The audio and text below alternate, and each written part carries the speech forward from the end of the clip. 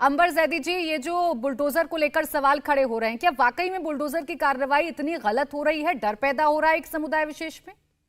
देखिए, सबसे पहली बात तो ये है कि अगर हम कानून की बात करते हैं या कानून के डर की बात करते हैं, अगर देश संविधान से चलता है तो हर चीज़ संवैधानिक होनी चाहिए, हर चीज़ संविधान के अंतर्गत आनी चाहिए।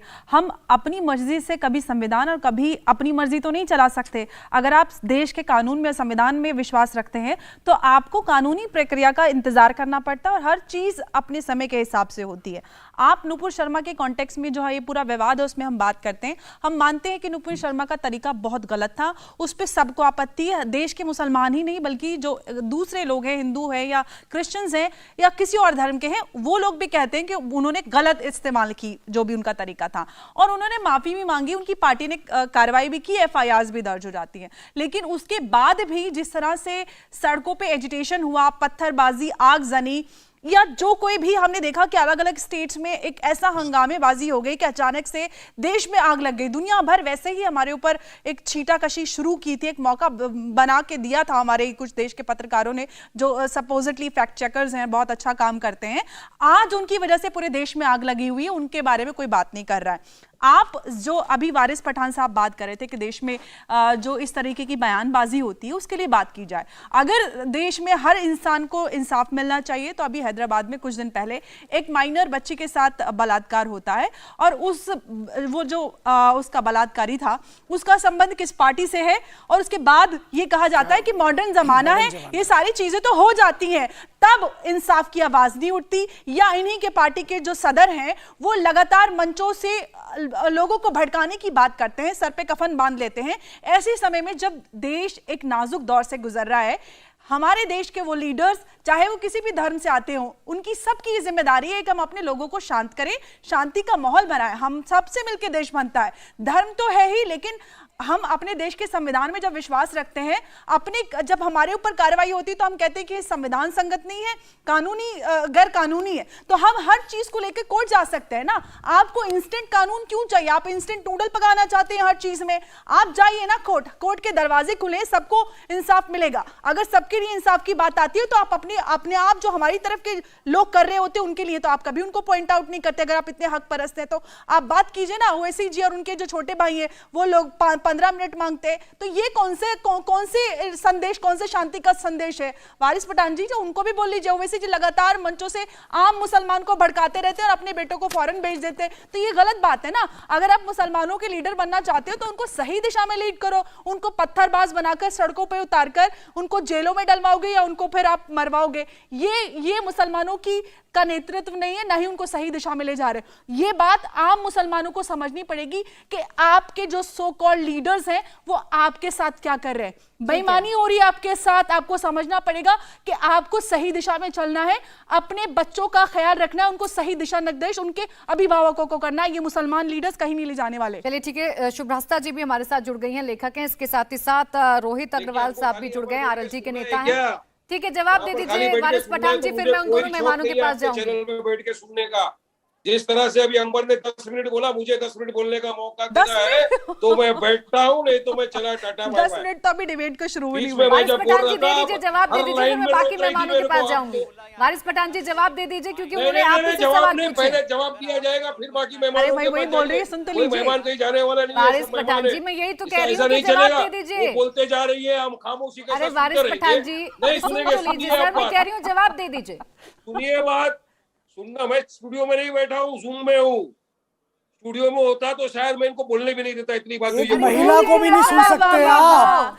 दारे के स्टूडियो में होते तो बोलने नहीं देते। एक महिला को सुन नहीं सकते आप। बस यही मानसिकता आपने दिखा दी कि स्टूडियो में होते तो बोलने नहीं देते। आप ही है ना महिलाओं की, महिलाओं को सुन नहीं सकते आप। क्या यही करते? आपके पार्टी के प्रवक्ता वो आपके सदर जो है ना, वैसे जी ट्रिपल तलाक को लेकर कहते थे कहाँ हो रहा है मुसलमानों के साथ। महिला को आप सुन नहीं सकते, कितने ज्यादा इंटॉलरेंस है। प्रवेश चौधरी जी और अंबर जैदी जी सुन लेते हैं। वारिस पठान जी आप जवाब दे दीजिए, जवाब दे दीजिए। आप जो बातें उठाई हैं अंबर जैदी जी ने। नंबर 1 जवाब दूंगा। बात नंबर 1, मैडम जी, प्राची जी, मैं आपकी बहुत इज्जत करता हूँ, आप मुझे बोलने दीजिए आसानी के साथ, आराम से बीच में बोले बिना। वारिस पठान जी आप बोलिए।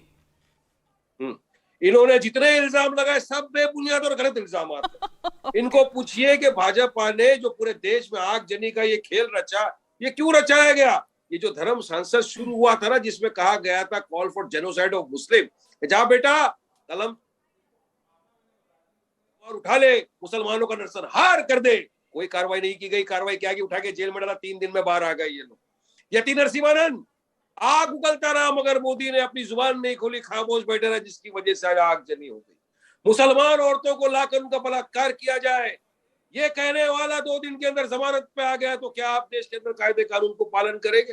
क्या ये भाजपा, विश्व हिंदू परिषद, बजरंग दल देश के संविधान को मानती है, रूल ऑफ लॉ का पालन करती है? नहीं करते लोग। हर दिन कायदे कानून को तोड़ा जाता है।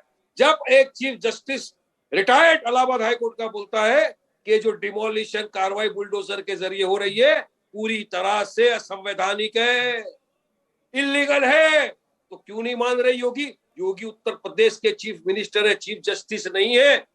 संविधान की शपथ लेकर उत्तर प्रदेश के चीफ मिनिस्टर बने। वारिस पठान जी, अब मैं टोकूंगी तो आप कहेंगे कि मैं आपको बीच में टोक रही हूँ, लेकिन मैं तो सर इंतजार कर रही थी कि आप उन तमाम बयानों का खंडन कर देंगे जो बड़े बड़े मंचों से दिया जा रहा है। कब चलेगा बुलडोजर?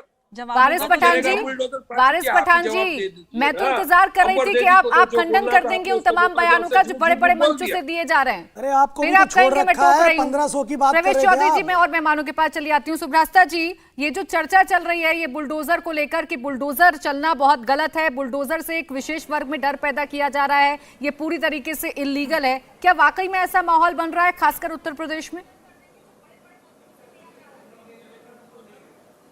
प्राची जी, विशेष वर्ग में तो खलबली है और ये होनी भी चाहिए, लेकिन ये विशेष वर्ग कौन है? ये विशेष वर्ग क्या किसी धार्मिक आधार पर नियोजित किया जा रहा है, या ये विशेष वर्ग वो है जो सड़कों पर गुंडागर्दी और दंगाई प्रवृत्ति के साथ उतरता है? ये सिंपल सा सवाल है और ये लॉ एंड ऑर्डर का प्रश्न है। इसमें पता नहीं कहाँ से राजनीति आ रही है। मैं जितने भी पैनल में जो विरोध कर रहे हैं बुलडोजर वाली पॉलिसी का, मैं उनसे पूछना चाहती हूँ कि जब ये नाम रिलीज हुए, उत्तर प्रदेश सरकार ने जब नाम रिलीज किए तो उसमें हिंदुओं के भी नाम थे, तो उनको दिक्कत क्यों नहीं हुई उससे? फिर क्या हिंदू कभी खड़ा होकर के कभी आपने सुना किसी भी हिंदू धर्म का प्रतिनिधित्व करने वाले किसी भी वर्ग को आपने सुना कि उसने आकर कहा हो कि हमारे खिलाफ कार्रवाई की जा रही है? यही यति नरसिम्हानंद जो अपने जिन्होंने धर्म संसद में जिन्होंने विवादित बयान दिया, उनको लेकर के दिल्ली पुलिस ने एफआईआर दायर की उनके ऊपर। ऐसे तमाम नाम आपको मिल जाएंगे, साध्वी लगे हुए और स्वामी लगे हुए। क्या कभी आपने किसी भी हिंदू ऑर्गेनाइजेशन को देखा कि सबकी टीवी में आकर के, मीडिया चैनल पर आकर या सोशल मीडिया पे गंदगी फैला रहे हो कि किसी धर्म विशेष को टारगेट किया जा रहा है? मैं कई बार ये बात कहती हूँ, दोबारा से ये बात कह रही हूँ, 200 देशों में जो मुस्लिम ब्रदरहुड का कॉन्सेप्ट है वो भारत उससे टक्कर और बराबरी नहीं कर सकता, क्योंकि ये एकमात्र ऐसा प्रदेश है जहां पर हिंदू बहुतायत में है। तो बाकी लोगों के लिए तो बहुत आसान हो जाता है ये नैरेटिव गढ़ लेना कि हम माइनॉरिटी में हैं, लेकिन मैं पूछना चाहती हूं कि ये वही लोग हैं जिनको कश्मीर में जो कश्मीरी पंडित माइनॉरिटी हुए वो आज तक नहीं दिखे। आज भी कश्मीर में कश्मीरी पंडितों के साथ कत्लेआम हो रहा है, वो इनको कहीं नहीं दिखता, लेकिन इनको हर बार विशेष वर्ग के आड़ में ये इस्लाम के नाम पर राजनीति करते हैं और राजनीतिक धंधा चलाते हैं। इनको शर्म नहीं आती बिल्कुल। लेकिन ये तो वारिस पठान जी, मैं आपका बहुत सम्मान करती हूँ, आप जानते हैं ये बात। आपने अपने मुखार विंद से कभी भी अपने नेताओं के खिलाफ कभी कुछ नहीं कहा जिन्होंने भड़काऊ बयान दिए। ये हवाला दिया जा रहा है, ठीक है। इंडिया टीवी हर वक्त हर जगह डाउनलोड करने के लिए सर्च करें India TV news Google play store या ऐप स्टोर पर।